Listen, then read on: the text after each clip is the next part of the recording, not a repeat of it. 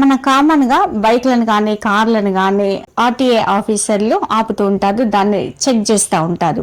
ఈ సంఘటన జరిగింది బెంగళూరులో అనమాట. ఒక పర్సన్ బైక్ అయితే ఆపారు, యమహా ఫ్యాసినో బైక్ అనమాట. దాన్ని వాళ్ళు ఆపిన తర్వాత వాళ్ళు చెక్ చేసే ప్రొసీజర్లో ఒక్కసారి షాక్ అయిందనమాట.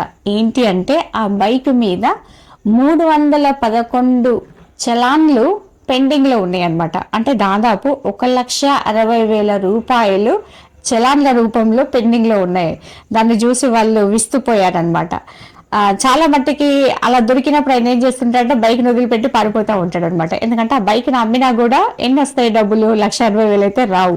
సో అలా వీళ్ళు ఈసారి ఏం చేసిండ్రంటే ఆయనను ఆయన బైక్ను అదుపులోకి తీసుకొని ఆ చలాన్లు మొత్తం పే చేసిన తర్వాత మాత్రమే ఆయనను వదిలిపెట్టారనమాట.